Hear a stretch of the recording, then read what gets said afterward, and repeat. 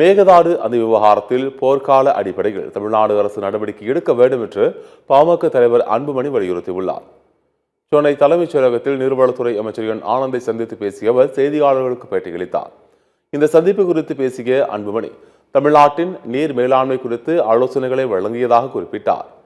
காவிரி குண்டார் திட்டம், அத்திக்கடவு அவிநாசி திட்டம் உள்ளிட்ட 12 நீர்ப்பாசன திட்டம் குறித்து ஆலோசனை நடத்தியதாக தெரிவித்தார். கடந்த கால ஆட்சியாளர்கள் நீர் மேலாண்மைக்கு முக்கியத்துவம் அளிக்காததால் 40 லட்சம் ஏக்கர் பாசனம் குறைந்துள்ளதாக குற்றம் சாட்டினார். கடந்த 10 ஆண்டுகளில் 1 லட்சம் கோடி ரூபாய் மதிப்பீட்டில் நீர் மேலாண்மை திட்டங்களுக்கு மட்டுமே முக்கியத்துவம் செலுத்த வேண்டும். அப்படி செயல்படுத்தினால் தமிழ்நாடு வளர்ச்சியடையும். மேகதாது விவகாரத்தில் போர்க்கால அடிப்படையில் தமிழ்நாடு அரசு நடவடிக்கை எடுக்க வேண்டும் என அன்புமணி கூறினார்.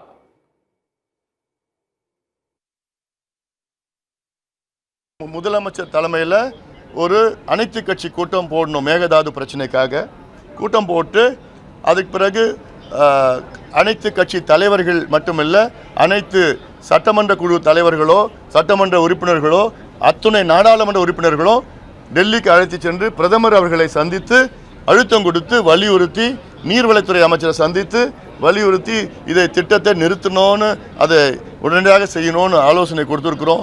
நல்லபடியாக ஏற்றுட்டு இருக்கிறாங்க. வெவ்வேறு விதமான வழக்குகள் போடணும் மேகதாது அணைக்கு.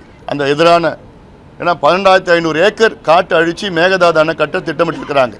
அந்த காடு என்பது 3 சரணாலயங்கள் இருக்குது, புலிகள் சரணாலயங்கள் இருக்குது. அந்த காட்டுக்குள்ளே நூற்றுக்கணக்கான புலிகள் இருக்குது, ஆயிரக்கணக்கான யானைகள், சிறுத்தைகள், கரடிகள், 4 கொம்பு மான்கள் இருந்து மகாசீர் மீன், பல வகையான மரங்கள் எல்லாத்தையும் அழித்து தான் அவங்க அந்த மேகதாது அணை கட்ட போகிறாங்க. அதனால் ஒவ்வொரு திசையிலும் வழக்கு போடணும்.